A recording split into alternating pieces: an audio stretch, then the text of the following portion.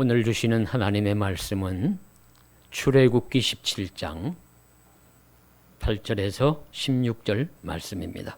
그때에 아말렉이 와서 이스라엘과 르비딤에서 싸우니라. 모세가 여호수아에게 이르되 우리를 위하여 사람들을 택하여 나가서 아말렉과 싸우라. 내일 내가 하나님의 지팡이를 손에 잡고 산 꼭대기에 서리라. 여호수아가 모세의 말대로 행하여 아말렉과 싸우고 모세와 아론과 훌은 산 꼭대기에 올라가서 모세가 손을 들면 이스라엘이 이기고 손을 내리면 아말렉이 이기더니 모세의 팔이 피곤하며 그들이 돌을 가져다가 모세의 아래에 놓아 그가 그 위에 앉게 하고 아론과 훌이 한 사람은 이쪽에서 한 사람은 저쪽에서 모세의 손을 붙들어 올렸더니 그 손이 해가 지도록 내려오지 아니한지라. 여호수아가 칼날로 아말렉과 그 백성을 쳐서 무찌르니라. 여호와께서 모세에게 이르시되 이것을 책에 기록하여 기념하게 하고 여호수아의 귀에 외워 들리라. 내가 아말렉을 없이하여 천하에서 기억도 못하게 하리라. 모세가 제단을 쌓고 그 이름을 여호와 니시라 하고 이르되 여호와께서 맹세하시기를 여호와가 아말렉과 더불어 대대로 싸우리라 하셨다 하였더라. 아멘. 한 인터넷 카페에 음악 카페에 주인장이 얼마 전에 몽골을 다녀왔다고 하면서 글을 남겼습니다. 이런 글인데 우리 생각하고 유익한 점이 있어서 소개를 합니다. 몽골의 작은 고비 사막이라고 불리는 엘승 타사르하에서 낙타 타기와 전통 계류를 체험했다.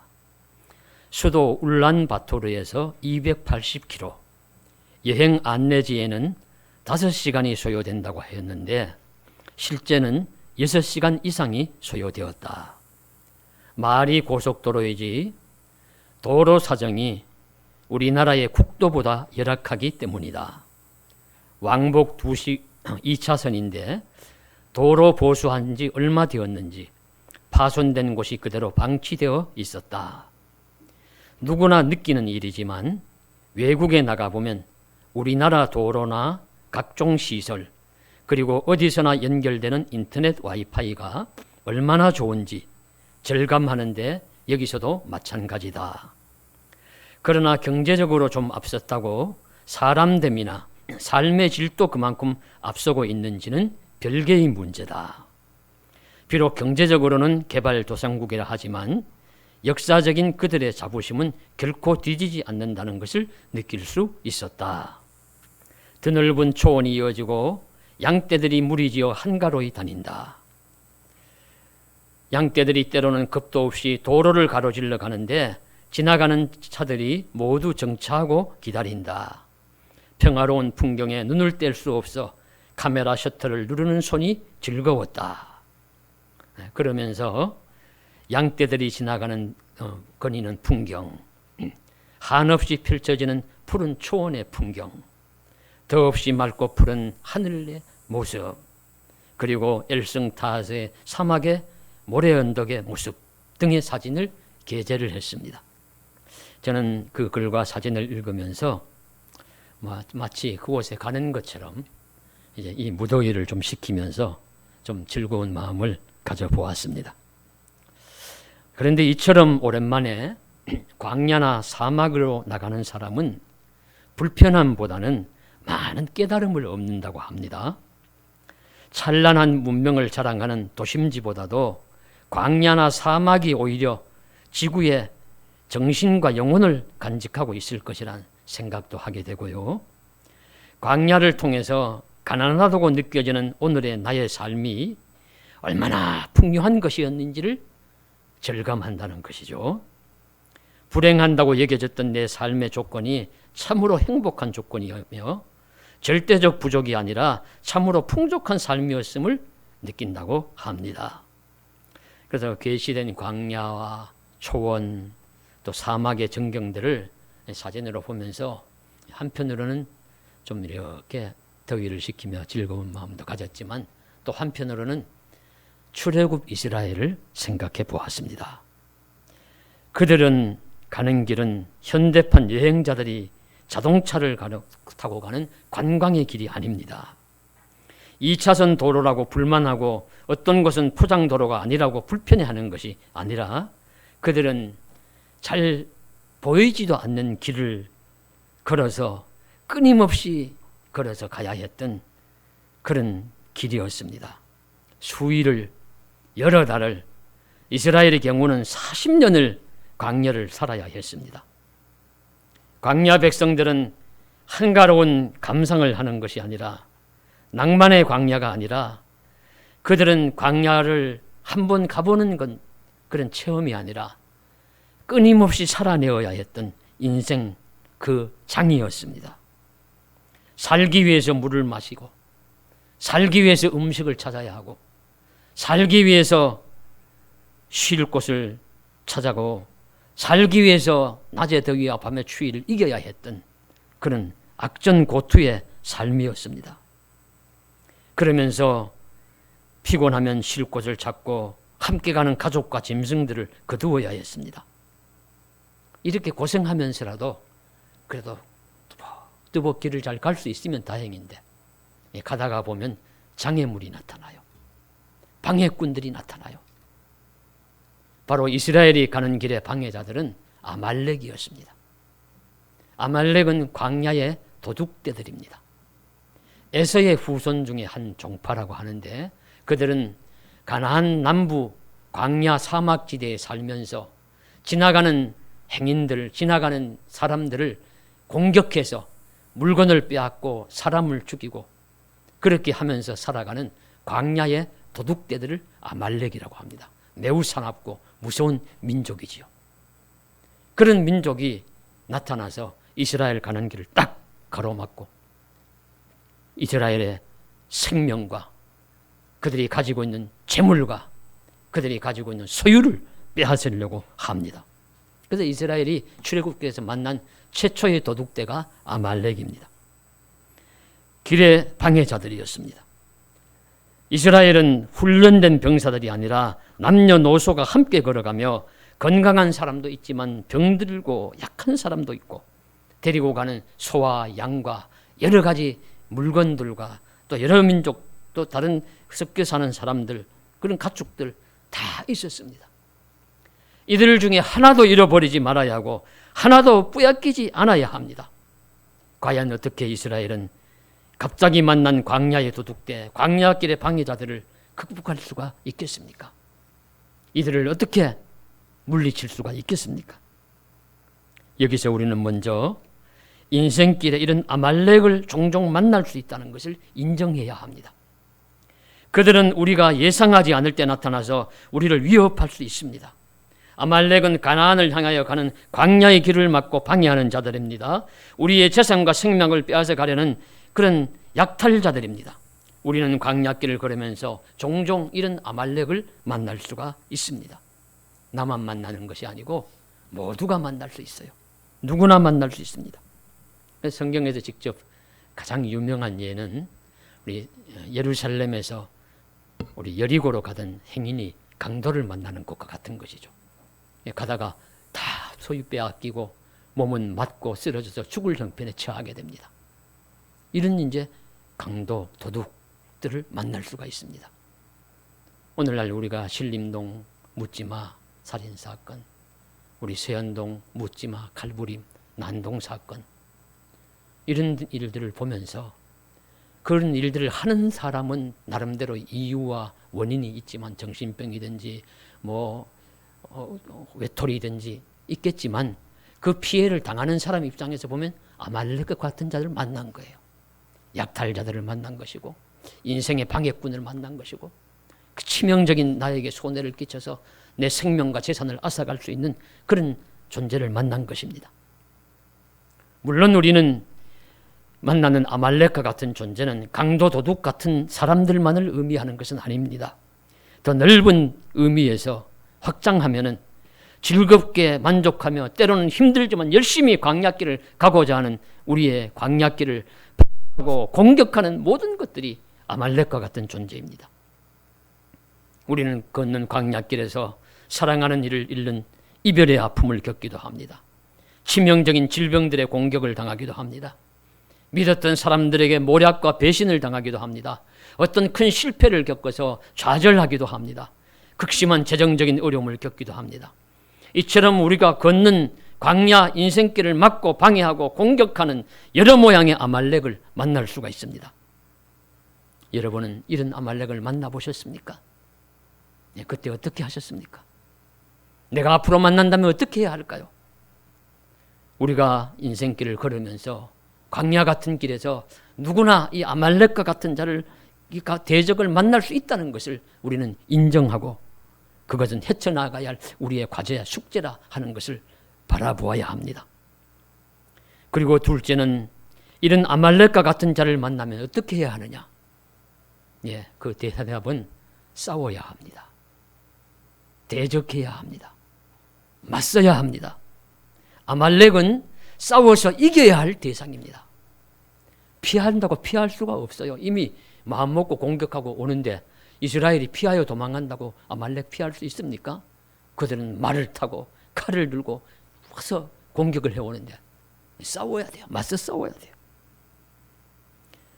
그들과 대항해서 싸워야 하고 이겨서 내 가정과 내 교회와 내 사랑하는 공동체를 지켜야 합니다. 문제는 누가 나가 싸울 것인가? 예, 오늘 말씀에서 모세는 9절 말씀에 우리를 위하여 사람들을 택하여 나가서 아말렉과 싸우라. 여호수아에게 명령해요. 내일 내가 하나님의 지팡이를 손에 들고 손에 잡고 산꼭대기에 서리라. 여호수아가 앞장서고 싸울 만한 우리 장정들을 모아가지고 나가서 싸우라. 그렇게 명하는 것이죠.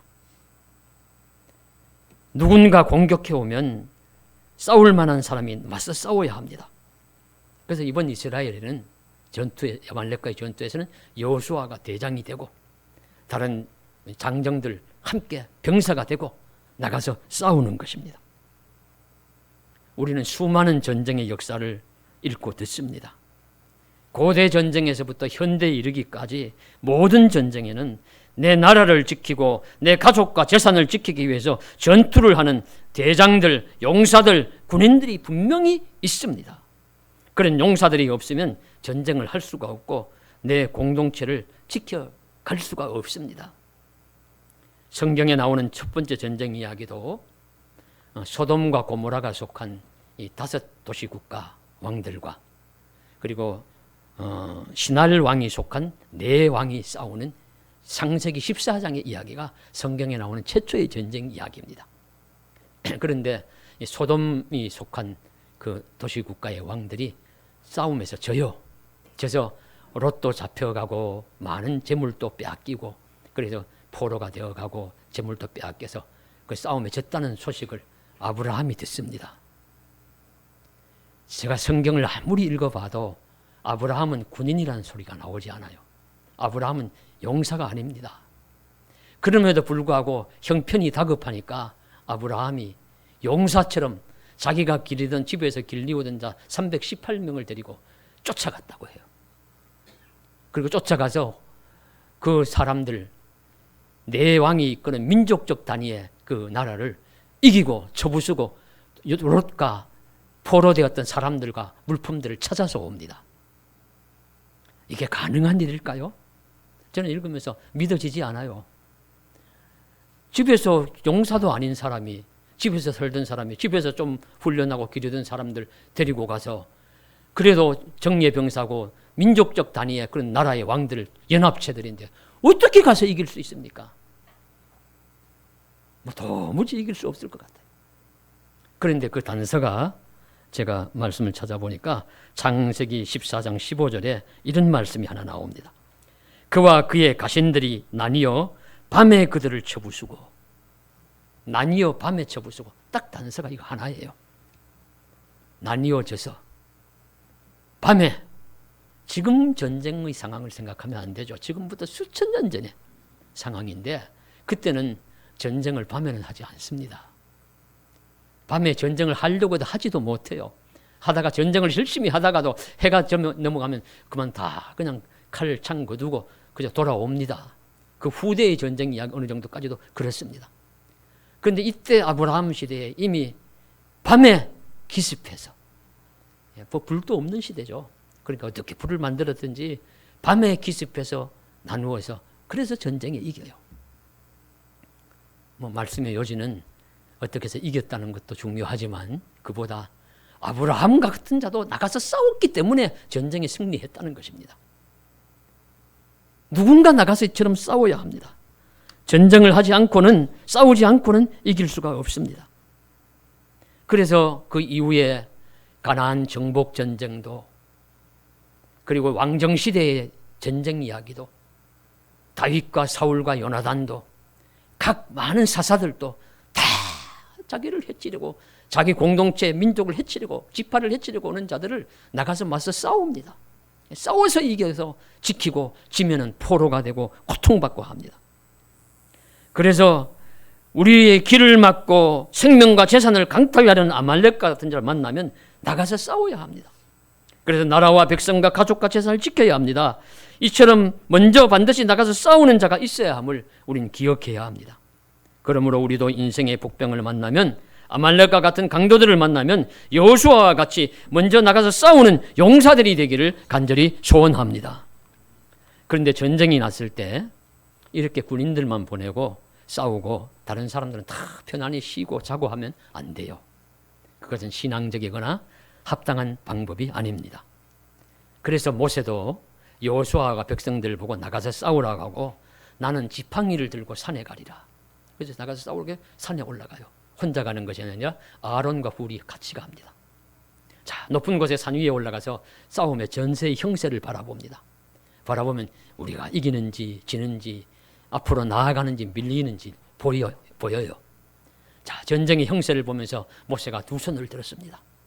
그런데 희한하게도 모세가 이렇게 두 손을 들면은 이스라엘이 이깁니다. 여호수아와 백성들이 막 신나서 힘을 내서 싸워서 이기고, 모세가 팔이 아파서 손이 내려오면 이스라엘이 집니다. 백성들이 죽고 뒤로 밀리고 막 도망치고 하는 것이 눈에 보여요. 모세가 손을 내릴 수 있겠습니까? 손을 내릴 수가 없죠.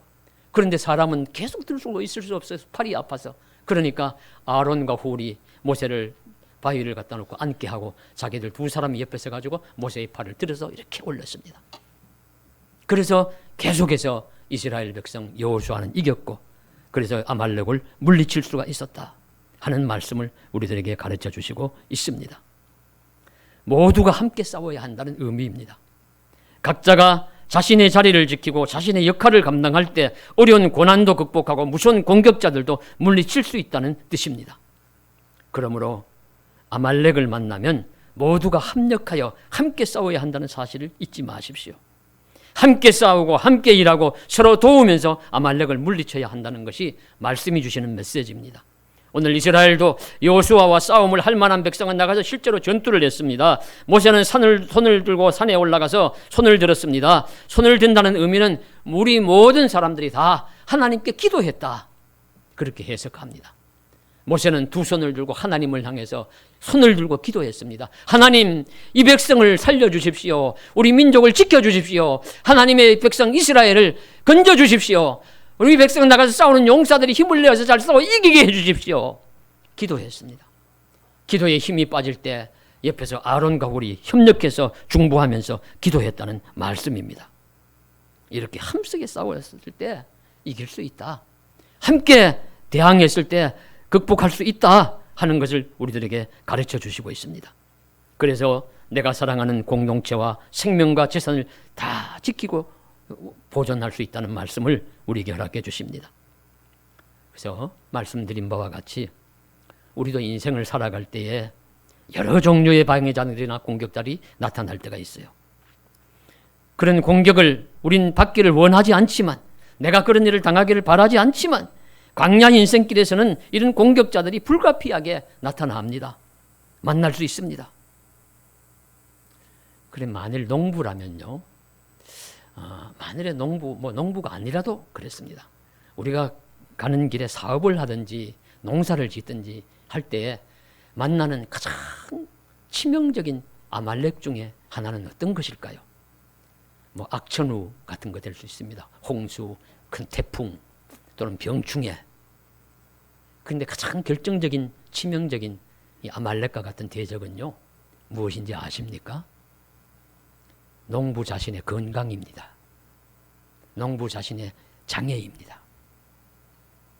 제가 집에서 교회를 다니면서 가는 중간에 우리 그늘막이 있고 좀 휴게할 수 있는 그런 우리 아파트와 이 길 사이에 그곳이 있는데 어떤 한 분이 앉아 있는데 한 조금 다리를 이렇게 좀 불편해하시는 한 노인분이 가서 막 이야기를 하는 걸 듣게 되었어요. 자신보다 조금 더 젊은 분에게 그 노인이 하시는 말씀이 다른 거 다 소용없어. 건강 지켜야 돼. 조금 젊을 때, 좀 움직일 때 건강 조심해야 돼. 건강 잃으면 아무것도 못해. 막 이렇게 교훈을 하시는 거예요. 그래서 보면서 참 절실하신 분이시구나. 절실하게 깨닫고 말씀하시는구나. 생각할 수 있었습니다. 사실 그렇듯이 농부도 건강하지 않으면 어떻게 농사 짓겠습니까? 그런데 제가 한 두어 번 말씀드린 참 감동적인 이야기 기억하실지 모르겠습니다. 어떤 한 분이 저 여수 애양원 소록도에 갔는데 가서 장에 우들이 지은 마늘밭을 보았대요. 한 그릇 마늘밭을 보니까 마늘이 밭이 몇백 평이 되는데 풀 한 폭이 난 것 없이 잘 가꾸어져 있더랍니다. 근데 옆에 소개하셨던 원장님이 이 마늘밭 주인이 누구신지 아십니까? 그래, 누구십니까? 놀라지 마십시오. 남편은 앞을 못 보는 맹인입니다. 아내는 다리가 없는 장애인입니다. 그럼에도 불구하고 이 마늘밭을 이렇게 잘 가꾸어 놓습니다. 어떻게 그럴 수가 있습니까? 앞을 못 보는 사람이 어떻게 일을 하며 다리가 없는 사람이 어떻게 풀을 뽑을 수 있습니까? 눈이 없는 남편이 다리가 없는 아내를 업고 나갑니다. 아내는 남편의 눈이 되어가지고 이리저리 가자고 인도하고 가서 마늘밭에 가서는 둘이 내려앉아가지고 한 사람은 눈이 되어주고 한 사람은 다리가 되어주고 마늘밭을 매일 날마다 열심히 맵니다. 그래서 이렇게 마늘밭을 깨끗하게 잘 가꾸어 놓습니다. 감동적인 이야기죠. 장애라는 아말렉을, 질병이라는 아말렉을 합심하여 이겨낸다는 뜻입니다. 극복한다는 뜻이죠. 이렇게 아말렉의 공격을 받던 이스라엘의 승리도 이런 것입니다.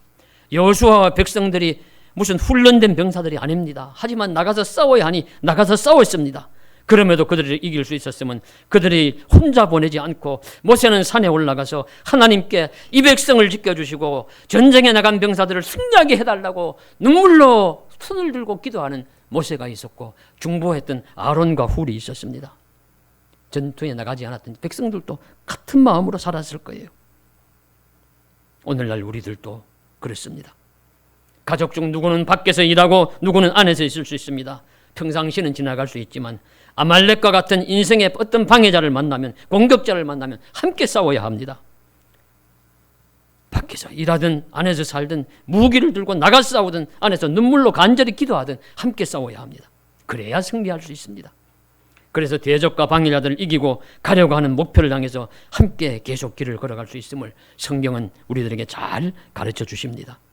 우리도 대적과 방해자들 만나면 함께 싸우고 물리치고 승리하여 가려는 인생길을 잘 걸어갈 수 있기를 간절히 소망합니다. 함께 싸우는 길, 협력하는 것이 승리에 얼마나 중요한 일인지를 보여주는 또 하나의 이야기를 드리고자 합니다. 한 오래전에 이면우 씨님이라는 분이 신사고 20이라는 책을 도서관에서 제가 빌려서 본 적이 있는데 그의 책에서 유명한 이순신 장군의 승리의 비결에 대해서 적어놓은 부분이 있었어요. 이야기를 했는데 우리 이순신 장군 다 존경하지 않습니까? 그래서 그 이순신이 12척의 다 허물어져가는 패선을 가지고 숫자도 부족하고 화력, 전력도 부족하고 사기도 부족하고 모든 면에서 다 부족한 그런 또 월등한 그 왜군을 만나서 이겼습니다. 승리를 했는데 어떻게 그렇게 이길 수 있었을까 하는 그것을 분석을 했어요. 첫째는 이순신 장군은 전략이 있었다. 전략이 출중했다. 탁월한 전략이 있었다. 그렇게 이야기합니다. 그래서 그 전략은 넓은 바다에서의 전투를 피하고 수로 복잡하고 해류 변화가 많은 요울목으로 적을 끌어들였다. 그래서 뭐 넓은 바다에서 하면 그 수많은 적군의 함대를 이길 수가 없죠. 그러니까 좁은 곳으로 물살이 있는 곳으로 유인을 해가지고 그래서 이겼다 하는 이제 그런 이야기 하나 하고. 그다음 두 번째는 그 당시에 벌써 조총이 있었대요. 조총이 있어서 총을 쏘는 왜군들은 총을 가지고 있었고 이 우리 해군 수군은 없었으니까 대신에 포가 있었답니다. 천리 천왕포라는 게 있어 그게 사거리가 길대요. 그래서 근접전을 피하고 원거리에서 좀 먼 거리에서 배를 공격하는 그 천리 현황포를 사용을 했다 하는 거 두 번째. 그다음 세 번째로는 또 무엇인가 하면은 왜군은 대장이 죽으면 질이 멸렬한대요. 그런 습성이 있기 때문에 그것을 알고서는 어떻게든지 다른 배보다 대장이 어느 배에 있느냐 그걸 봐가지고 그 배를 집중적으로 공격을 했다. 그렇게 해서 이겼다고 분석을 합니다. 뭐 합당한 말씀인데 저는 읽으면서 여기에 두 가지를 더 저는 사극 이순신도 열심히 보았고요. 이순신에 대한 책들도 여러 가지 열심히 읽어보았는데 제가 본 견지에서는 이보다 더 중요한 두 가지가 있습니다.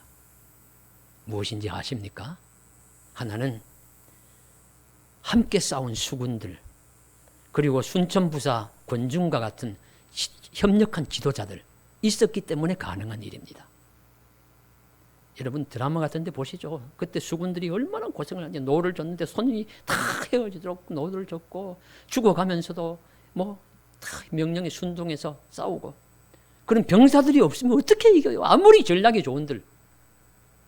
그리고 다른 많은 지도자들은 다 이순신 반대합니다. 못한다고 뒷짐지고 그러나 순천부사 권중과 같은 자들 또 여러 사람 몇 사람은 협조를 합니다. 그런 사람들이 있었기 때문에 이긴 거예요. 이순신 장군 혼자 이긴 게 아니죠. 같이 싸운 병사들이 있었기 때문에 이긴 것입니다. 그리고 또 하나는 하늘이 이기도록 도와주신 것입니다.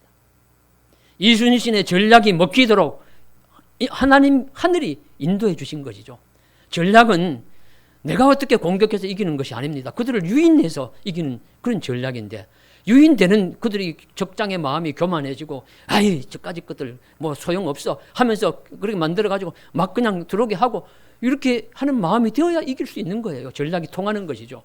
그렇게 하는 건 하나님이 마음을 좀 움직여 주신 것인데 세상에서는 하늘이라고 이야기하지만 우리 같은 믿음의 신앙인들은 하나님이 도와주신 것이다.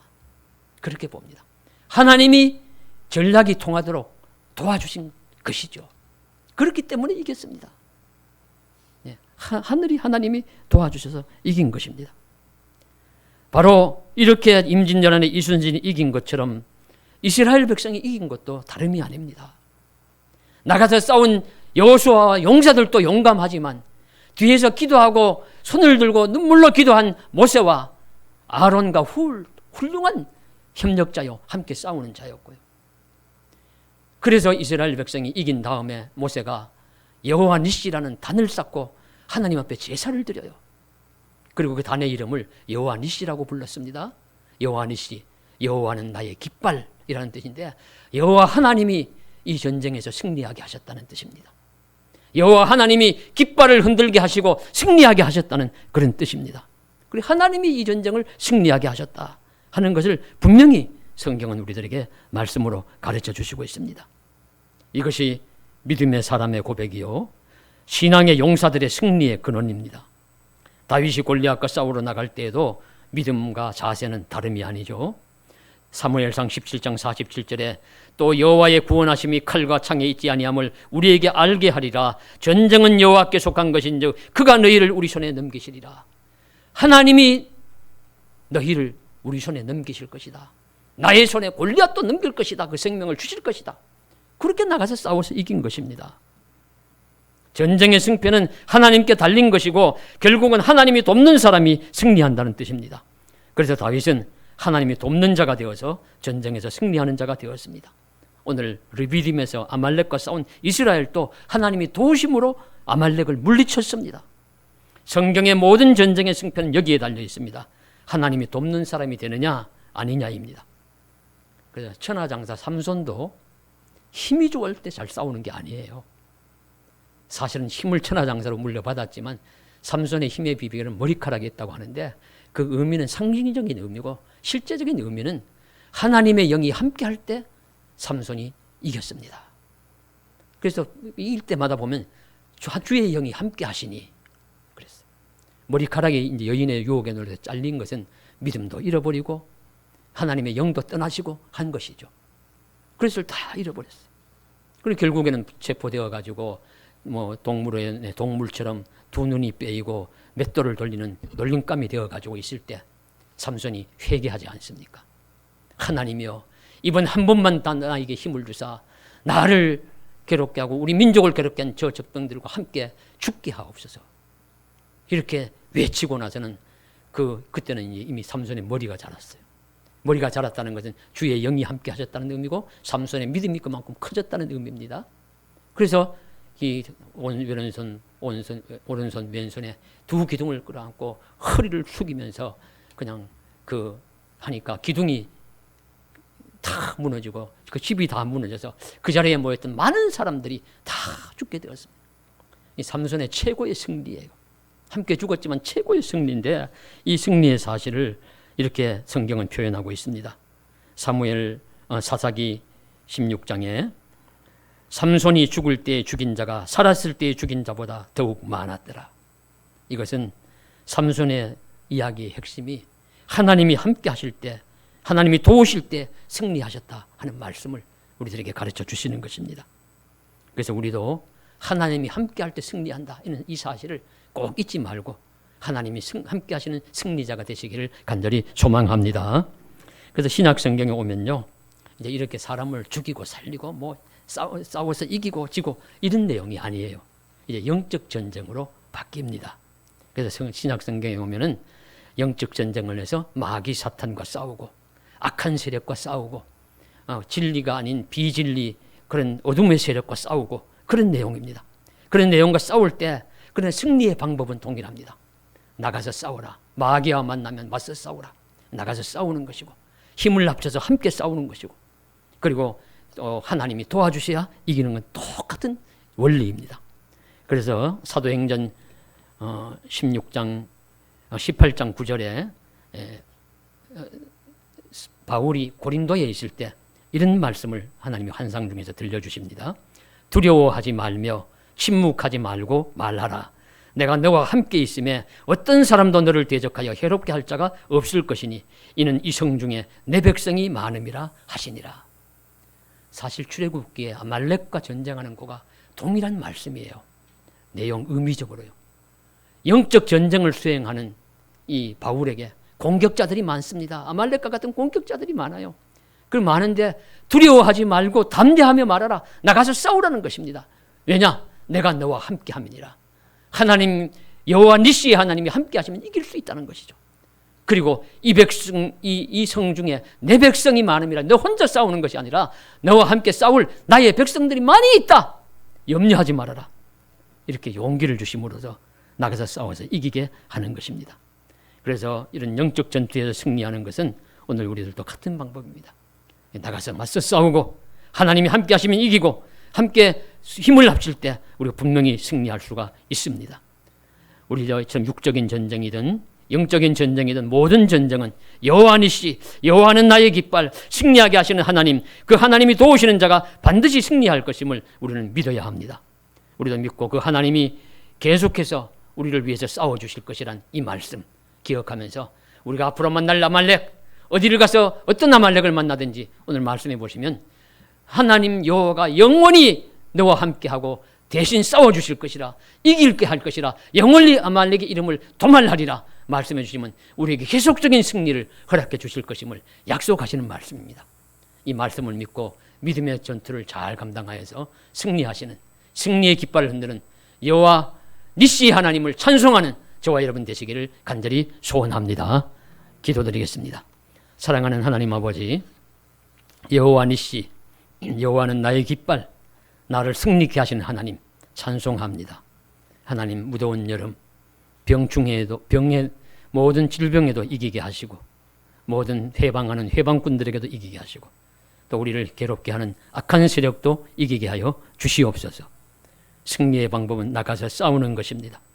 내가 대장이 되어서 나가서 싸워야 하고, 내가 용사가 되어서 나가서 싸워야 하고, 또 나가지 못한다면 손을 들고 모세와 아론과 훌처럼 기도하는 자들이 되게 하여 주옵시고, 그리하여서 하나님이 함께 하심으로 승리하는 자들이 다 되게 하여 주시옵소서. 주 예수님 이름 받들어 감사하며 간절히 기도드리옵나이다.